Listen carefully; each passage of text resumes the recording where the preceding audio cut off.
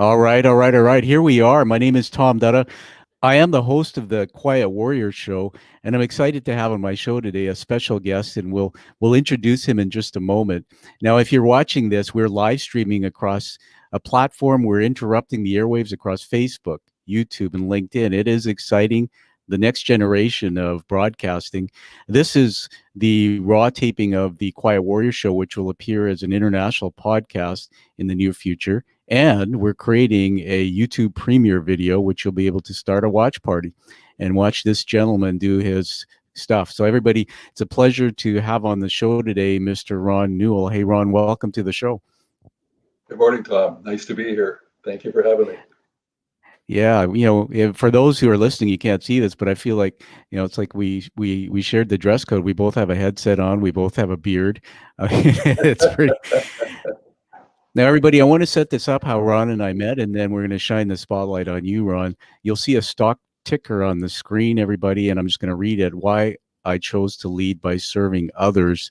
Ron Newell and I met through, I guess we'll call it fortuitous intersections, in that I had recently done a TED talk, and I met him through that connection.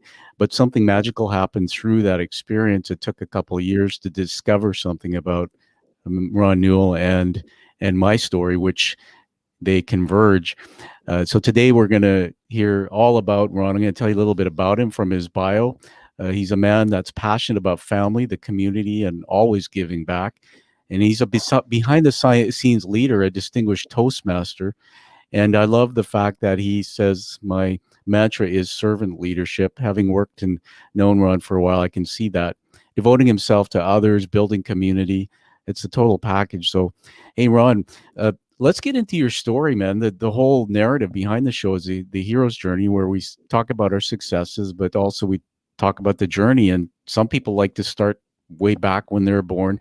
First of all, tell us something about you that you think most people don't know. We'll start there, and then we'll get into that story. Well, thank you, Tom. And, the older I get, the easier it is to go back, because we tend to have great long-term memory. My short-term memory is going away, but my long-term memory is going way back. But all kidding aside, I was born and raised in the 50s in Sarnia, Ontario. It's a border town. We're right on the Michigan border. And it was interesting growing up there. It's a beautiful area. It's right on Lake Huron, and they call it blue water land. And you'd have to see the water there. It's as blue as the Caribbean, and beautiful beaches. So in the summertime, it's a gorgeous place. The wintertime, maybe not so nice. But unless you like ice and storms, then it's great.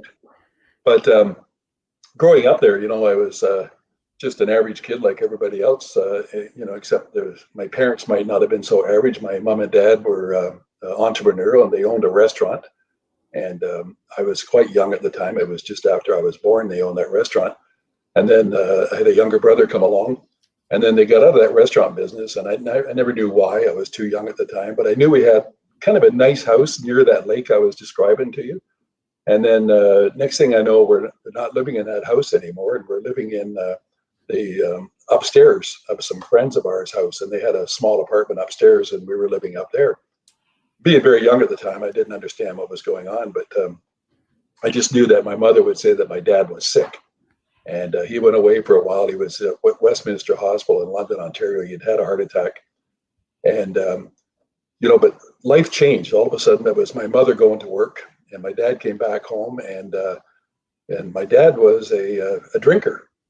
And he drank a lot. And, and as I got older, as I got to be about 6 years old and started school, now you start to recognize these things, and I would have to, my mother would ask me to go down to the bus stop and meet my dad. He'd be coming back from his daily little trip down to the Vendome Hotel for his brewskis. And when he came home, he wasn't, my dad was what you call a sloppy drunk. And he would be able to walk very well and things like that. And it would still be daylight. So he was not the town drunk, but he was the neighborhood drunk. Yeah. And of course, I was a kid. I'd be out playing with my friends, and then I'd be watching for the buses pulling up. And then when I saw him getting off the bus, I'd have to run over and then help him home. And that resulted in a lot of teasing from the kids in the neighborhood. So after I would deliver my dad home, I'd have to go back and deal with some of those guys, and it became a bit of a scrapper because I developed a bad temper about this whole thing. I mean, as embarrassed I was about my dad, I wanted to protect him at the same time. So you're in Yeah. that kind of catch-22, right? So another year or so goes by, and we had to move out of that apartment, and we moved it just down the street, and it was a refurbished garage that we were now living in, and there wasn't much to it. There wasn't even a bathtub in the house, So it was, I guess we'd be classified as the poorer people on the block, right? There was not much there. There was, hot and cold water. There was one little bedroom in there, but we lived in there, and I grew up in a Catholic church, and 2 blocks away was our parish. And of course, the parishes in those days were very supporting, and it was huge. I mean, everybody went to church in those days, and our school was right there also. So it was Sunday, May the 3rd, 1958, and the tradition on Sunday morning was my mother would, get my brother and I ready for church, and then I would go in and wake my dad up, and his deal was we would go off to church, and then he would get up and he would make breakfast for us all. And then when we come home from church, breakfast would be ready. And this particular Sunday morning, and I went to wake him up, and he was sitting on the side of the bed, and he was kind of leaned over with his arms on his knees, and there was a cigarette in his hand that had burned right down to his fingers. Yeah. And I couldn't figure out what's wrong, and I give him a little shake, and there was nothing. And so I went and got my mother, and I said, "Hey, Mom, I think you better come and take a look at Dad." So she came into the room, and she just turned around, closed the door, took my brother and I off to church. We sat in the front pew. She went up and said something to the priest on the altar, came back and said to us, "Father's going to keep an eye on you. You stay here till I come back and get you." And off she went home, and she was gone. Mass was over. Father took us into the back, and we sat back there with him, and we talked with him for a while. And then my mother come back, got us, we went home, and my dad was gone. Well, wow. He had died. Yeah. How old were you when that moment happened? I was 8 years old, and my dad was 46 years old, and he died of alcoholism. Basically it was, it was just, the drinking and the smoking and the bad diet, and just not, so he died young, but he died an alcoholic, And I said at that time, I will never, ever, ever drink like him. Yeah. I never said I'd never drink. Yeah. I said I would never drink like him. And those words would come back to haunt me later in life, because I became a drinker, but I was not like him. Yeah. Okay. So first of all, man, my heart is growing. I don't know if you know The Grinch Who Stole Christmas, the movie. I mean, I watched that as a kid, and I have the audio tape, man. And that scene where his heart grew 3 times when he heard the Who's in Whoville and he shifted. Well, man, I just shifted, and my heart's grown for you. I honor you for sharing this part of the story. You are a storyteller, by the way. I think I mentioned in the bio, Ron, about you being a distinguished Toastmaster. You do have a good voice for radio, but you telling a story here, and I got right into the journey. So with your permission, I want to jump into that story and just kind of riff, because my brain went this way about something. Sure. So I said early I wanted to talk about how you and I met, and it was through the TEDx program. I was on the stage, and you were the servant leader behind the scenes, pulling things together. But there was a magic moment that happened that connected my story of my dad to your story of your dad. And so I'm going to tell that a little bit, and then I'm going to give it back to you, because I want you to talk about, help me learn some things about a man I really didn't know for about a third of my life. And for everybody, I'm going to try to hold back here from being emotional, but today, and we didn't set this up, Ron, right? We didn't set up the timing, but today is actually the day before the anniversary of my father's death 3 years ago.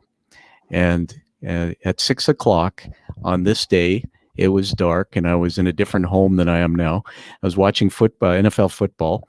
My wife was down the hall in the bathroom, and my Uncle Tom texted me, and I looked at my phone, and it said, call your mother, there's been an emergency.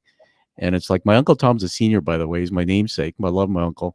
I actually, when I became homeless through my own childhood experience, lived with him a couple of years. And I'm going like, wait a minute, he's a senior. I didn't think Uncle Tom could text. And so I called Mom, and Mom said, "Hi, son. I'm sorry to tell you this, but your father died."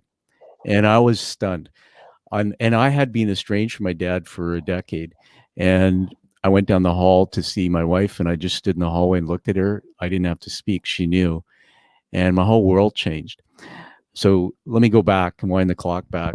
That everybody, there's teaching moments in Ron's story, because what you heard him say, just going to wind the clock back, is, a young guy growing up in Ontario, Lake Huron, all the ice. For those who are Americans watching this, you got to go to Ontario, Canada. I mean, first of all, Ron, I have friends in Ontario say, oh, we're going to the cabin for the weekend, and their cabins are 3,400 square foot homes on the lake. It's like, you call that a cabin? Our idea out here in British Columbia of a cabin is like an outhouse. Come on. So Lake Huron and the ice, and Ron's parents had a restaurant business, and then from there he ended up bouncing to living upstairs in a house, and then in a garage, and then that big moment in the church where uh, was his father had passed just before the church, and you heard that Ron said, "I vowed never to drink like my father." Going back, Ron, to my childhood, my dad was in the military. He was a commanding officer. In He's from Fiji. He was in the British Army. I was raised an army brat. My dad was a Hindu. Then he became a Mormon. Believe it or not, no drink, no smoke. It's like I'm going like, what happened? And I was born on a military base in the UK, Ron, and I didn't know all this because at the ages we were young, I do a lot of brain science work, but as you probably know, we don't have the use of our rational brain. So everything we hear and take in is wired in neural nets in our thinking patterns to be true. So that's why a lot of children with trauma grow up feeling things that aren't true, and they have to unwire it because somebody else put it there. And so, of course, my dad became a bad dude. He was a villain when we came to Canada. I wrote my book, and it's funny you said sloppy drunk. If you read my book, which I think you did, one of the lines in there is my father was a sloppy drunk. And he would pass out on the lawns of others, and he became an electrician and then a teacher through our technology institute. And some of the stories where they would find him rolling around in lobbies, drunk when he was traveling. They were the affairs and all the things. And my home fell apart when I was in my early teens. But the things I saw, Ron, in my house, I thought were normal. And I never talked about it externally. But I also was afraid to talk about it because I thought the only one who goes through this is me. And that's why I honor you, man. And I love you and your story, because to find others in your tribe who share the same experience, open up the world for me and others like us to grow. You have a real gift. And I'll finish off and then hand it back to you on this. That what happened was, for probably a third of my life, or 2/3, I was estranged from my dad. I hated him. I didn't like him, and I actually loved my dad. I discovered that before he died, but I didn't like his behavior on. And when the funeral happened, my brothers chickened out. They were the ones who were always beating me up as a kid. I'm going like, tough guys, and they chickened out, wouldn't do the eulogy, and I realize now why. I love my brothers. Sorry, guys, but they were so angry still at my father. They didn't know how to string words together about love and that they respected, and they couldn't do that. I did it. And there were 100 people in the audience that day who heard my eulogy. And I'll give you a copy of it. For others, I did a show called The Things I Learned from My Father's Death. And Ron and I are riffing on a common thread, which is our fathers. Um, I wrote the eulogy after Clint Eastwood's movie, Unforgiven.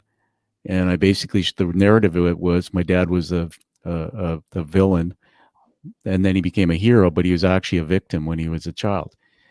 And so let me finish on this about you and I. My dad, I learned at the funeral afterwards, I was in disbelief. People were coming up to me in the lineup acknowledging my eulogy, saying, your dad was a hero. Your dad loved you. He talked about you. I didn't know any of that. I didn't know any of that. And it took away all this weight off my shoulders. And and there were things my dad was doing, and one of the things he was he was going into prisons, he was speaking to people like him, helping them, he was facilitating groups, meditation. 3 months before I got that call from my uncle, I met at Starbucks with my dad, and my book that I wrote brought us together. I never told him I was going to write it, because it doesn't put him in a good light in the beginning. And at that meeting in Starbucks, we took a selfie photo, and he had this big smile on his face. And he had a beard, so every January now I grow my beard like this. And he said, "I love you, son." He said, I'm sorry." He said, "I please." He said, "I give you forgiveness," and he said, "I release you." And I didn't know what that meant. It seemed to me the one person he needed to come back and develop a relationship with was his own son, who he had hurt. Just like I'm a faith-based man, God, sacrificed his own son to help others. And Ron, when I heard my dad's story and we talked for a bit, everything changed. The anger, the hate towards him all changed. The one thing that I always said was exactly what you said, man. I said, I'm never going to be like my dad. I'm never going to drink like him. Guess what? I became somebody who struggled with alcohol quietly and struggled with my own self-worth as a business leader and these wolves eating away at my head, because it was all linked back to that part of my story till I unraveled it. So now this is probably the most I'll talk today on the show. It's going to give it back to you on this, that when I did my TED talk, I failed the first time. And it was a talk about the passing of my father. And the week of audition, it was his funeral, and I was a mess, but probably not my best job, or, I was a bit arrogant too in the way I spoke, never was taught. And then when I got picked up and qualified for the second try, this guy leaves a voicemail on my phone at home saying, "This is Ron Newell. I don't know if you remember me, but I never told you this when you're trying out, but just wanted to let you know I knew your father." And so I'm going to give it back to you now. I'm going to shut up now, man, because I took probably 5 minutes too long there. Tell me, let's talk about that. Tell me about that message, and then how'd you know my father? What was that? Well, my story begins. There's a path I had to take before I met your dad, but I as I was growing up now in a single mother household, and I was kind of a shining star in school in those days when I was young, Yeah. and I actually skipped a grade. I went from they skipped me from grade 2 right into grade 4, and I thought it was because I was so brilliant, but I think they just needed room in that classroom. There was probably too many kids or something. But Ron for president. anyway, I started going through school, but once I got into high school, things started to change for me. And, because I remember my mother, after my dad passed away when I was so young, my mother said, you have to be the man of the house now. And I took that seriously. And I started working part-time as a kid. I was 9 years old, and I was working on milk trucks on weekends and holidays. And I had paper routes, and I would do whatever I could to make a buck. And, I was pumping gas at the local gas station after school, and whatever I could do. I'd get 2 bits here and 50 cents there. And I literally took what my mother said, because I thought I had to help her out financially too. But something changed in me when I became a young man, a teenager, still in my young teens. I was in grade 9 in high school. And I started, just had a bad attitude. I had a lot of anger inside me. I don't know what was going on. And for some reason, it's like I can't stand success. The more success came to me, the more I tried to tear it down and destroy it, and I couldn't figure out what that was about. And I had a girlfriend when I was 18 years old, and in those days, something happened and she got pregnant. And when a gal got pregnant in those days, you did the right thing and you married her. And we married for all the wrong reasons. We didn't. We were young. I was only 18, going on 19, and suddenly, I'm a father. I'm married. I bought a house. And but I got a sales job, and I like it. I'm working for Pepsi Cola, and actually my girlfriend's dad helped me get this job. And it wasn't something that I'd ever thought I'd get into, but I kind of liked the gig I was in, because I was free. It was kind of entrepreneurial. I actually had a truck, and I would deliver the pot, but I got paid for every case I sold. And I loved it, because I had to go out and I had to build a customer base, and then I had to increase my sales in those stores, and I would do whatever I started learning marketing skills. And it was hard work and physical work, but darn, the money was good. I was making as much money, Tom, as buddies of mine that had completed college and had engineering degrees and were working in the refineries in Sarnia. I was making as much or more than those guys were. And of course, they're all looking down on me, because I'm just some guy with a pop truck, right? But I'm living in a house, and that's almost half paid for. And, I'm 21 years old. Yeah. And but like companies in those days, Tom, and this, your experience as a CEO. If somebody's a really good salesperson, Yeah, They make you a sales manager. that's right. And That's right. that's what they did with me. And I ended up becoming a sales manager for less money than I was making as a salesman. And sometimes because you're a good salesman doesn't always mean you're going to be a good manager. And after about a year, that was not working out. I wasn't happy and they weren't happy. And I had a great boss and who was my first mentor, a guy by the name of Lenny Boyce. And Lenny taught me how to drink scotch. He said every businessman has to know how to drink scotch. So we would sit in his office. And of course, it was the 70s. So it was kind of like, Mad Men. You saw the TV show Mad Men. Yeah. That's how business was done. It was all done over booze and there was always meetings and the bottles of scotch were on the table or in the desk drawers and bars were set up. And then I was on an expense account and I was paid to take, potential customers or prospective customers out and wine and dine them and get them whatever they want, but just get the name on the contract, right? So it was like I died and gone to heaven. I got this new position now and I'm kind of a business development guy before there was the term business development. And, but that didn't help my marriage. And my wife and I had, she became pregnant again. And it was announced to us that we were going to have twins. So we were, she was excited. I don't know if I was really excited at the time. I'm 21 years old. You better start selling more. You're gonna need more Exactly. money. You're going to need a lot more money. But she went full term with the babies, but something happened when she was giving birth. The one baby came out stillborn, and our second baby only lived a couple of days, and then he passed away. And it was devastating for us at the time. My wife went into a deep depression. They ended up keeping her in the hospital for about a month. And, I had to kind of buck up and I had to have a funeral for the babies and make all the arrangements and do all that stuff. So I'm a young man and now I'm angry again. I'm angry at God. I used to have a God in my life and then I turned on him because I thought, who would do this, right? And then the marriage after that didn't go well. And after a couple of years, the marriage was over and we had moved on our separate ways. And I still had my daughter in my life, but, we had to. But we were lucky. We stayed friends. Actually, I had a friend of mine. He was a lawyer. Him and I were out drinking, and I told him things weren't good. And he said, "Well, just give Jenny the house and the furniture, and give her the car." And I said, "I'm not going to give her that stuff. That's mine." And he says, "Well, it's either you give it to her, or I'll take it and give you a bill for doing it." So we ended up doing that, and we stayed friends. So life goes on, but and then I moved out west. I'm out to the West Coast. I'm going to start over in '81 because I had run out of room where I was. I'd hit the end of the road in Ontario.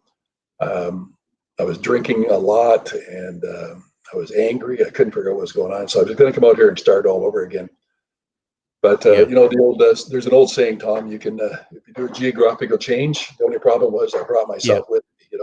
I was going to come over here and start over, but the same old me started again. But anyway, I start again, and then I become successful again, and then I try to burn it down again, and I could never figure out what that was all about. And the gal I'm with now, my wife Ellie, she's been my wife now. We've been together for 38 years.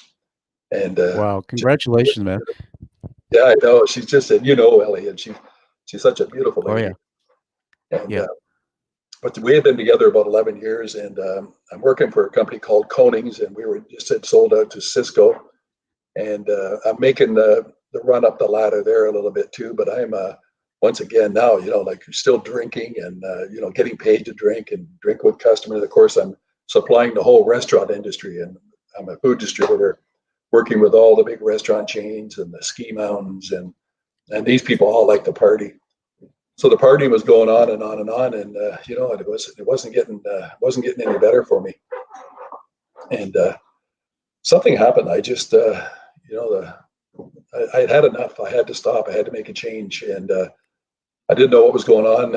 Elliot, she'd be upset with me all the time because I was out drinking and doing all the things you do, and even though I was fairly successful in business, I wasn't happy, and couldn't figure out what that was about.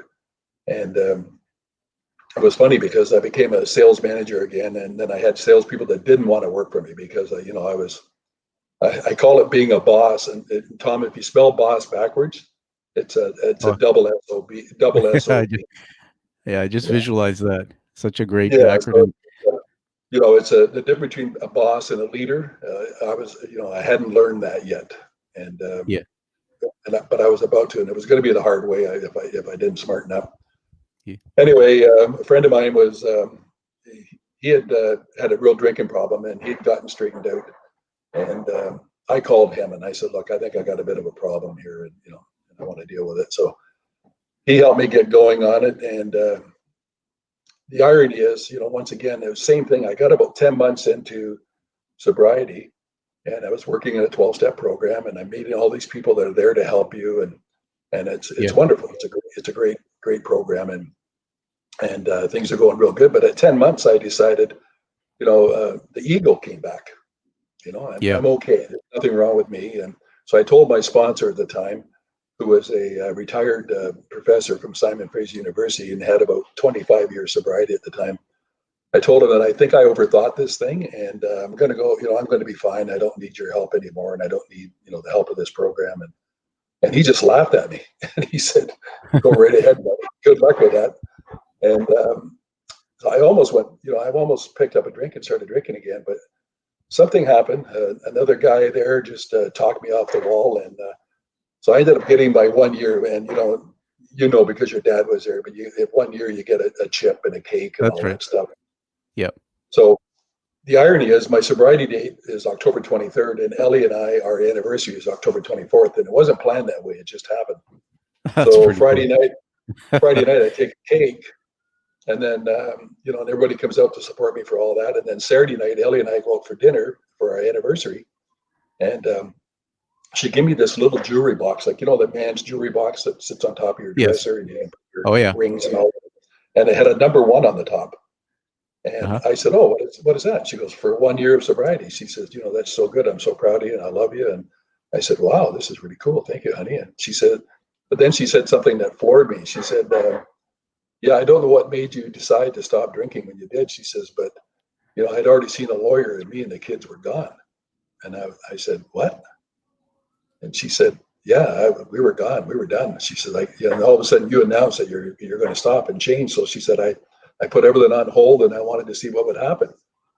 And I was like, "Wow." And the first thing, I almost got a resentment against her. I felt like saying, "Well, Yeah. what are you talking about?" Yeah. Yeah. In my mind, I'm the nicest guy you ever met, and I'm glad you got a chance to meet me. That ego is still there. That's And right. I went into work Monday morning, and every Monday morning I had a meeting with my president. We would go over sales numbers, and he congratulated me. First thing in the meeting, he says, "Oh, congratulations, you took your 1 year cake." Ellie tells me you took the cake Friday night. And I said, "Yeah." He said, "Well," he said, "yeah." He said, "I don't know what made you decide to quit drinking when you did." He says, "But I was just getting ready to fire your ass." Wow. And I was devastated, right? And then the Yeah. ego was, it Oh popped the yeah. balloon. And I called my Yeah. sponsor right away, and I said, "Okay, I guess you're right. Um, I'm ready for this thing." So to shorten the story now, I started getting involved in that program. You talk about, to be successful at staying sober, you have to be able to give back to others. And Yes. that's something I really had to learn, because up until then I was very selfish, very self-centered. It was all about me. I was driven. I wanted to be, the best at everything, and I could do all those things, but then I would tear it all down because, you don't handle it right. As a leader or as you just don't do things right, because when you're making it about yourself, there's no base there. It's going to fall apart. And I Yeah. started to learn these things.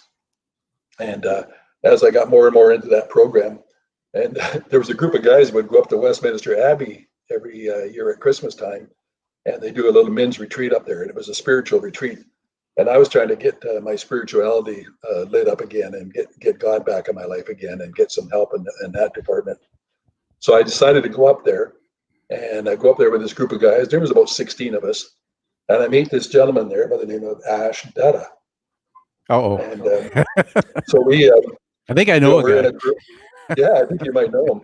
And we're in a group session, and we're going through all these different things and talking about the steps and all this. And one of the monks comes in and he gives us a little talk, and it was very spiritual. And those guys are just, if you haven't been up there, they're the coolest guys. All those monks up there at the Abbey, they're Is all this the one? university Is this the professors. Ron? Is this the one in Mission?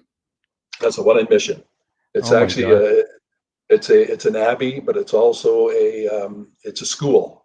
and it's a All so right. Tell you everything. what, if I interrupted, you finish the story because, man, I just had this epiphany, and I'll explain that to you after because I've been there. All I'll right, tell you what. I'll tell you why I was there. good.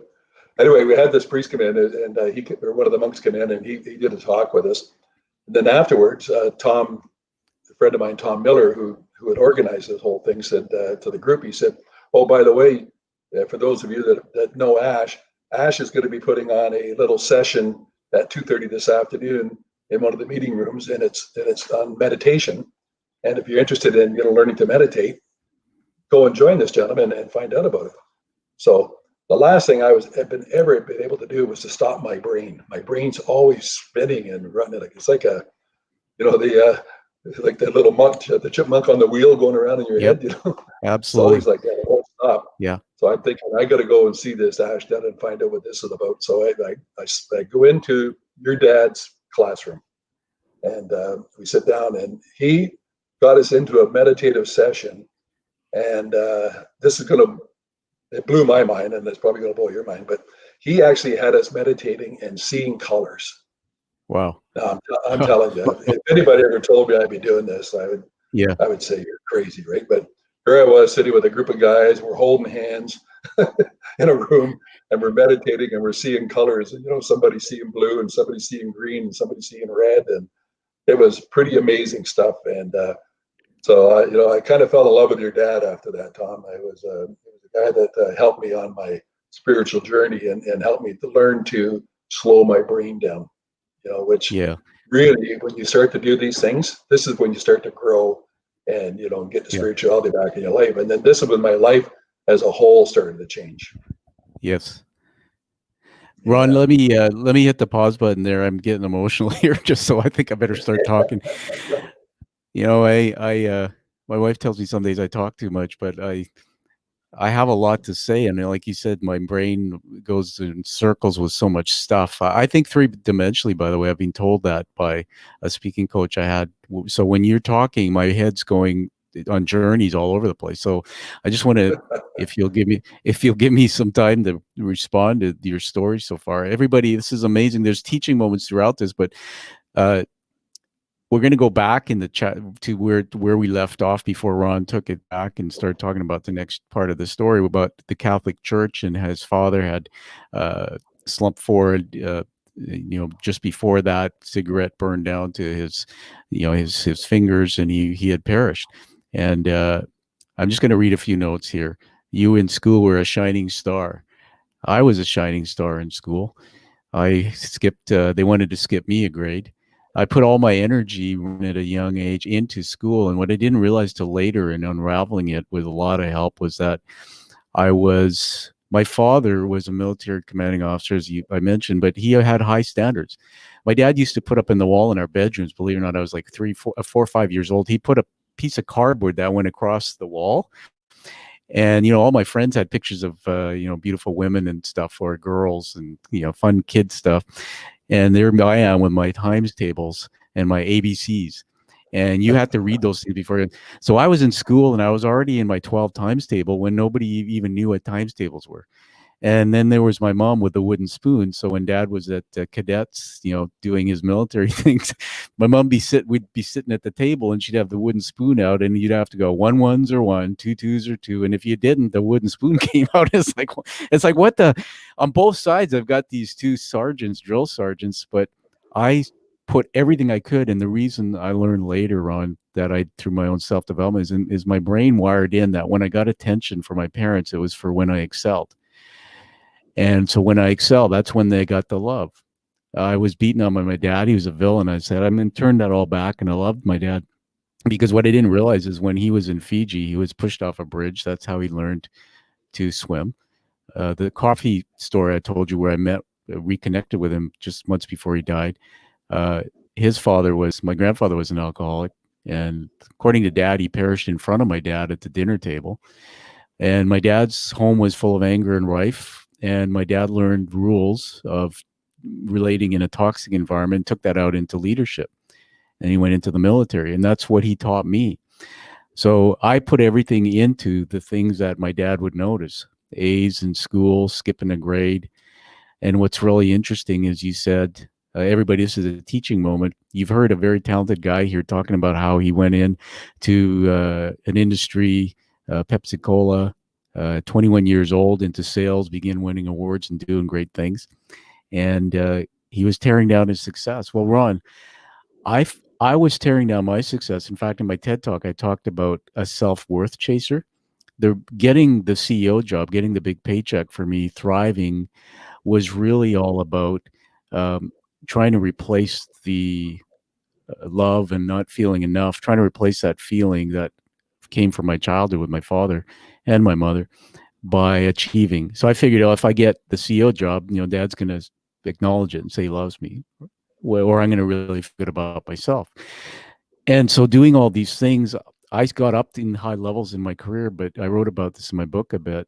But Ron, I started self-sabotaging and tearing it down, almost like the imposter syndrome. I would get to a point. My wife, who's 25 years married to me, this coming up on the 20th of January here, Anna would say, you're so successful, you're so good, you're handsome, all this. And I'm looking in the mirror and all I see staring back is this ugly guy, because that's what I was called, fat and ugly, and all these things about not being enough. Because no matter how high I went in my career, or as a kid in my school, no, it wasn't good enough for my father.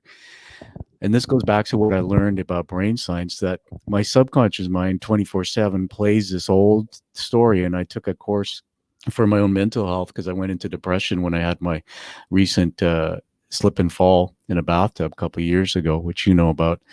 And they call them thinking traps, Ron. And there's a list of 10 of them. And my two thinking traps that I discovered, and it took a decade to unwire them, were the fear of failure and the fear of not being enough or loved. And those came because of the things that I endured in my childhood that were put in me, not on purpose, but they were wired in as thinking traps. And thinking traps, Ron, are your neurons in your brain. Each neuron has an emotion and a thought in it, and it's in there, and it's synaptic connections. These little your brain waves go, and you have thousands of thoughts a day. That's why you said your head's always going around. And what I learned is that if I hear the word, if I see my father and he's hitting my mother, my brain wires that emotion and that thought together, and then it attaches other thoughts. So you develop these thinking patterns. And so when I was raised and I was in this angry home with an abusive alcoholic dad, much like what you talked about, my dad was a good guy. He just, when he drank, it was a disease. It changed him, and he said things and he did things that were horrible. But I wired all that in my thinking, in my brain, as truth. So I grew up thinking I was fat and stupid, not good enough. And yet people looking at me are going like, wait a minute, you're 31 years old. You're now a CEO of a company. You have a home, and you have this and you have that, and you're a good person. And what my brain was telling me is that that's not true. So when I got to levels of success, because I couldn't handle it, because my brain was saying, no, no, no, no, you've got to go and find a way to go back to the normal, which is, being broken. That's why for a long time in my career, I started seeing blind spots in leaders, and I shifted my career on 10 years ago to starting my own development company to train people to help them find those thinking traps. So going back to the story, I'm just reading the notes I made here that you said. I wrote down not enough fear of failure. That was my thinking trap. I am seeing here the passing of those two babies. I'm so sorry. I honor you for saying that. It triggered an emotion. And when Anna and I had our first child, we lost our first child. Would have been little Tommy. So there's so many parallels in the story, and I'm going like, dude, if I wrote a book on your life and mine together, there's like, it's almost like a parallel story. And when I started realizing, Ron, and this is why I honor you and love you in your stories, that there are more of us out there that come from these type of experiences. But the adversity, what I did is finally I took the adversity of my life and the meaning of my dad being a villain and a demon into a gift, which is I see is what you did. This servant leadership, this mention how wonderful a man you are and what you do now, even working with you, it's always putting the praise on me. That comes from a man who developed a mental muscle. And it came through God. I believe God put you and I in a situation to teach us something, to be able to go out and take that gift to help others in some way. And I see your thumbs up there, and I appreciate that. Getting to the end of my little comments here, I got to tell you about the the Westminster Abbey, man. I like Yeah. Ron. I'm not. I'm sitting here like and by the way, my screen has a bunch of stuff on it. The last time that happened with the lighting and all was when the I was doing an interview and the sun. We were talking about something spiritual and emotional. The sun all of a sudden started beaming in like a ray of light from heaven, and it clouds my green screen. That's happening now. This is you can say what you want or feel what you want, everybody, but this, if you're seeing this, this is happening now for a reason. God's hand is all over this story, Ron. My wife's mom passed away years ago from a stroke. Anna's Italian. She was born in Rome, and she's a partner in my life, 25 years. We also run our company, our training business, and she endured me. My first marriage didn't work. For when we talk about your marriage, the same thing. I went through that, and I made it a mess. I left, but 25 years this woman's been beside me, and I wonder some days, why is she still here? And because God put somebody in my life who actually is teaching me something, and I'm teaching her something. So her mom passed, and one day she started talking about how her mom would go to this place, this spiritual place, every year. She'd just go there. Now, back if you were in my parents' or her parents' home, her father worked at Nellie's, the pickle plant, traditional Italian. He came home and dug in his garden, and I had dinners there. And man, the pasta and the wine. You talk about a place I could go drink, and quietly I would go there and then barely make it home and just crawl into bed because I had so much wine, and I didn't really understand that that was part of the numbing the pain and the wolves in my head that were still there because I hadn't made peace with my dad and figured all his thinking traps out. I would drink just to calm that part of my brain. But I was never violent. I was never outwardly a drunk like my father. I was functioning. And I denied the fact that maybe I did that until later in life when I got it under control. I'm digressing here, but going back to this, her mom would go there. So one day, this was only recently, Anna said, let's go for a drive. Let's go up to Mission to this place, Mummy's. And it was Westminster Abbey. And we got there, and this place was amazing. We took pictures, and we walked for hours. And we went inside, and I was blown away. And this is the teaching moment about threads in people's story, everybody, that I want to focus on here with you, Ron. This is a man I never met before, but through a series of fortuitous intersections connecting us in our own stories about our fathers. Now you're telling me that my dad would sit in that place, that holy place, and do meditation workshops with you. I mean, I can't believe this part of the story. I can believe it, that I actually stood there. And now when I go back there, I'm going to ask Anna if we can go back, and maybe you can come and bring Ellie. Maybe we can just go and stand in there together and pray. But man, I was standing there. Now it has so much more meaning that my father actually found that place, and God found a way to put me in that place through my wife's experience with her mom. And it's coming full circle again about another piece of the puzzle that's helping me. I want to finish with this and give it back to you because I'm holding it together.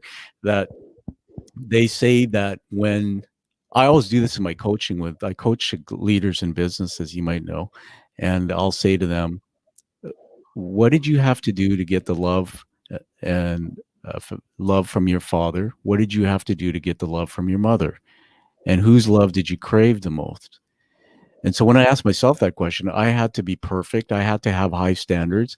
I had to endure the pain of my father to get his love. He couldn't show it. So I had to achieve to get attention and love from my father. He never knew how to show it because I learned he didn't know. And for my mom, I had to be the perfect little Tommy. I had to be obedient and respect my father, even though he was beating the crap out of me all the time. And and so when I ask that, it leads to clues about why my life shaped the way it did. You see, my dad always loved me. And as a child, and I'm telling you this, you are enough. You were love. You were golden when you were born. This crust built up that somebody put on you.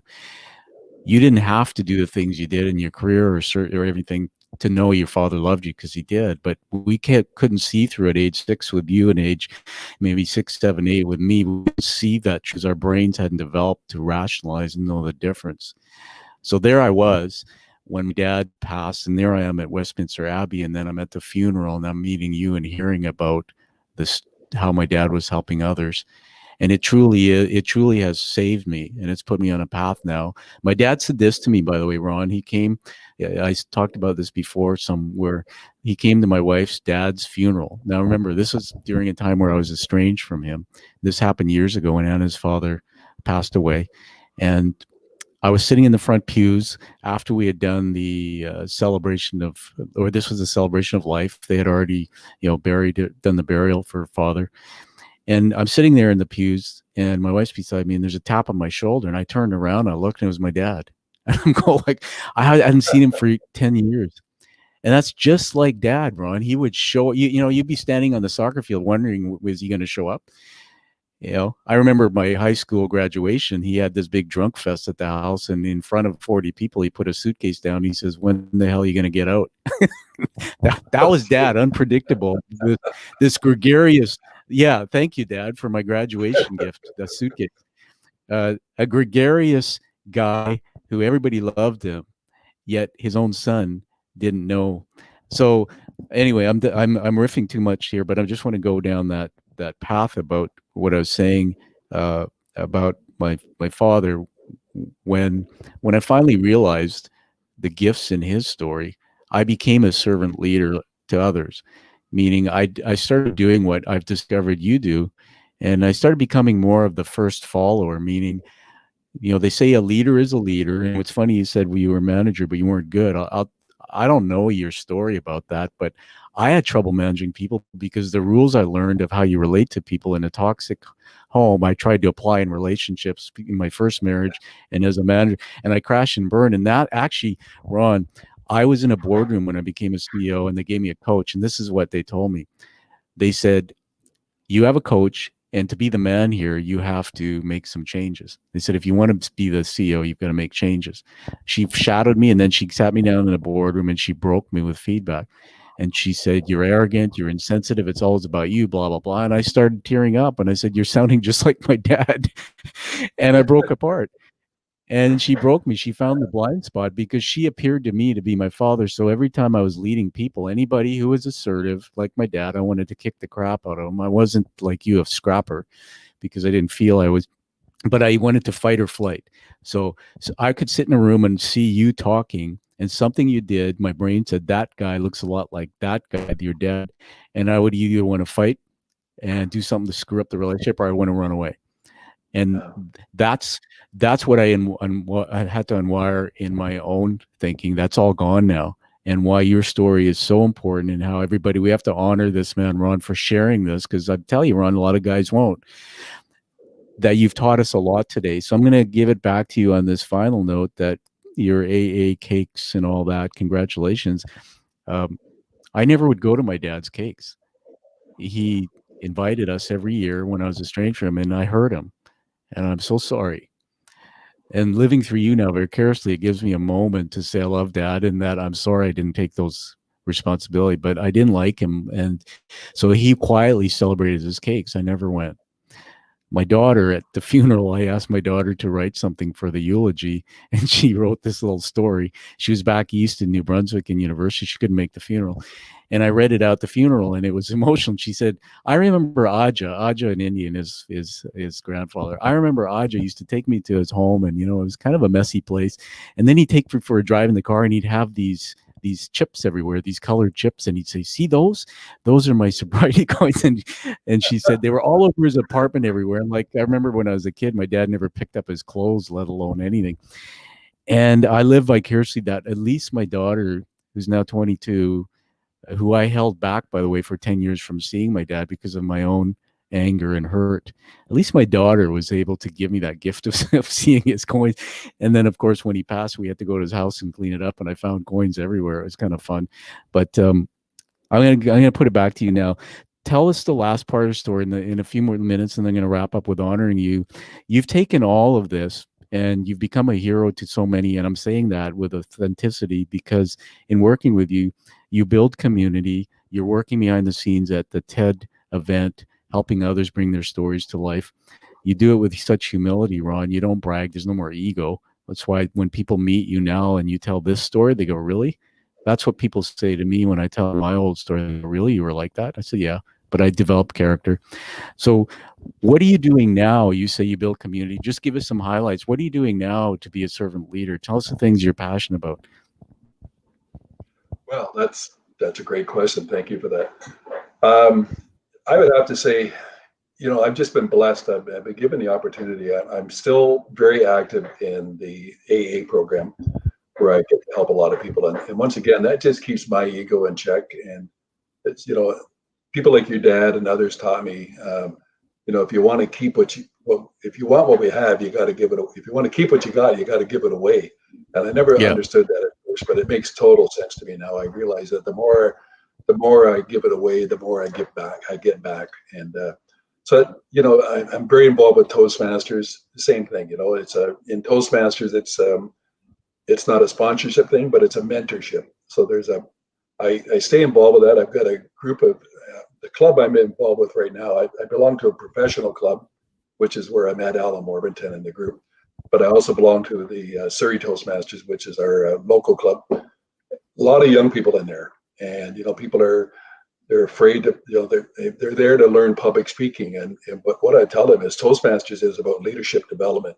Because if you look at every effective leader, Tom, and you know this, the effective leader has to be a good communicator. And, to get that out, you also have to keep that ego in check. And these are all things you get to learn. And it's a great, safe environment to learn in. So I do a lot of work with that.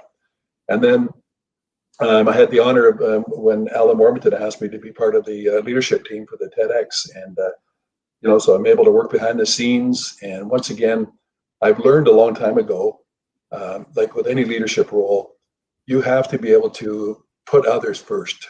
So it was funny because I was just working with one of my sales reps one day, and I went from being, you need to do this and you need to do that and you should be doing more of this, to what can I help you?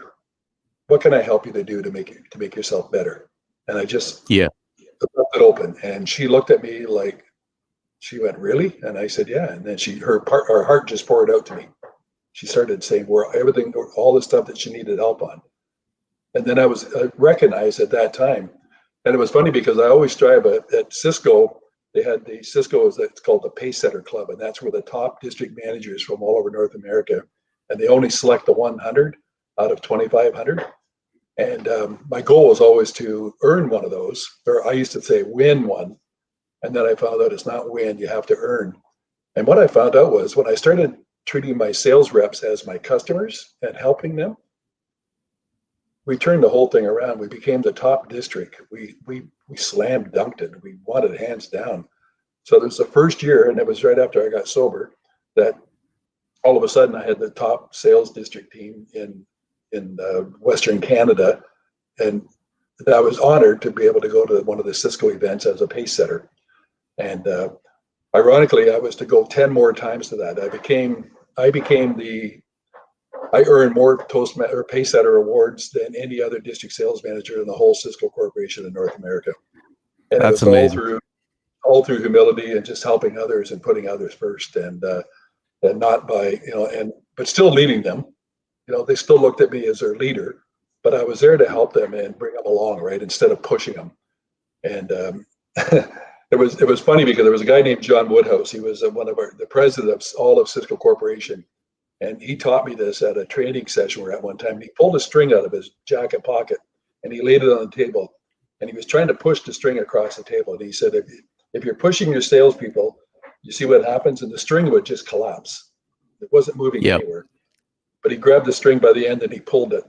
So he said, if you want to have success, you have to be able to pull people along. You need to help them. And that just lit a light bulb in my head. I went, wow, damn, this guy's good. And I took that and I used that as my philosophy after that. And then I just became successful. And I had a sales team where I'd gone from where nobody wanted to work with me on my team to everybody in the company wanted to be on my team. We were successful, and I was able to move on into another position. And that first gal that I was telling you about, what can I do to help you make better? I groomed her to take over my position as the district sales manager, and she took that on, and she has now grown and doing very well in the industry. And she still calls me boss, and we're really good friends. But yeah, so you know what? When you have respect from people, because you have to earn respect. You can't just expect respect. You have to earn it. And That's right. there was great leaders at Cisco, and I learned a lot from them. But you know what? I'll be honest with you. I learned the most from people like your dad and people in that program, because They teach you the humility that you need to get this stuff. You know, Yes, if you get too much pride and ego, it's blocked out. It's gone. You'll never get it. I'm going to leave it at that's that, my right. friend. Yeah.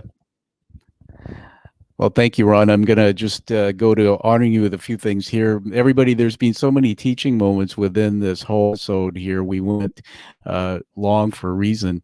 What we tried to do here was take this man, Ron Newell's story, a man I never knew before, about the why he chose to lead and the story that led him to doing what he does today, which is serving others, giving back, building community, a relationship builder. And what you're seeing in the backstory, and you have to come back and listen to this whole episode, is you're seeing how through adversity, Ron took each of those setbacks and turned them into gifts. And it's only through adversity that we learn the strength to be able to be successful and to lead others. I have a fun YouTube video, Ron, that I saw called The First Follower. And you are somebody who infects people around you, man. And I love you. And if you infect people to follow you, that's truly what servant leadership is. So congratulations on all your success. I'm going to honor you now with a few leadership words. I write these down as I listen to a guest. They're not scripted. You can see me turning my head here. The first one is success. You are success in whatever way you define it. I see you as a man of success. You're the first follower, dude. You are a leader, but you're the first follower, meaning I can follow. You infect me, and I follow you. Humility is all over you. The word love, it comes out of you, and I don't think you even realize how great that is within you. The last one's character. Tony Robbins and many of the people I've studied and myself have said, Ron, it's be remembered for what you do in private far more than what you do in public. And somebody of character develops a strength innately that they don't have, or gets rid of a weakness or a limitation that maybe was holding them back. You've done both of those. And they say that leaders of the future, this is well written now, will be hired and given responsibilities more based on their character than on their skills. And you are fantastic that way. So we're going to honor you now by inducting you into the Quiet Warrior Tribe. I'm not sure if I prepped you for this, and so if you look on my screen, there's a screensaver in the back there, and I'm just going to try to open me up full screen. Again, we've got too much light coming in my studio, a divine intervention. But Ron, the back of me, there is an image of it's called a challenge coin. The challenge, I had these minted and created in the United States. The history of challenge coins, you probably know, they were created in World War I. Soldiers used to carry them in their pockets to commit to each other. They'd have fun. If we met, you didn't have yours, I'd say, dude, you got to buy drinks. And then this took on, and they're used around the world to create community. The first responders, AA uses a form of it with their chips. The front of the coin has the show art of the show. There's a guy there, looks a lot like somebody I know. And then the back of the coin is actually the hero's journey narrative by Joseph Campbell, which is really about the journey, the dark night of the soul, and coming back to help others. It comes in a cherry box, and by receiving it, less than 50 a year go out. There's now some 150 around the world being held by people who come and tell their authentic stories and are actually have truly committed their life to serving others. So, Ron, welcome to the Quiet Warriors. I'm very honored. Thank you, Tom. You're Glad to be welcome. part of it. So we'll be doing a photo op and that into your hand. On that note, I'm going to let you have the last word. Well, I'm just honored to be here today, and we're still learning. Why do I get involved with TED Talks? I was on a meeting last night, and you were on the meeting. It was a Zoom meeting, and I sit back, and I'm always amazed because I hear from you, and I hear from guys like Di Manuel, and I was writing notes like crazy last night because I'm thinking, how lucky am I to be at the age I'm at right now, and I'm still learning all these new things where I used to fear it. That fear of failure that we thought we had. Before I'd be afraid to try it because I thought I might fail at it. Now I just want to grab a hold of it. I want to grab a hold of the technology. I want to grab a hold of this new way of doing things and not fear it. Just jump in and grab a hold of it and do it. And what we say, just jump in, hang on, and and go for the ride. Right? So That's honored to be here fantastic. today, Tom. Well, Thank you very much. And I enjoyed this very much this morning. Thank you. No, thank you, Ron, and everybody. Find this show when it's released on your favorite podcast channel. Download it, listen to it, give it a high rating to honor Ron's story. And the YouTube premiere, mark that on your calendar when you see it, so you can create a watch party and honor the same visual production. I also want to honor and dedicate this show to two great men that I know or I've known in my life. One is my father, and one is Ron Newell. So everybody find that true passion like you see from Ron. Live the life that you deserve and desire. Live it with purpose. And thank you, Ron, for being on the show. Honored. Thank you. Stand by. Stand by.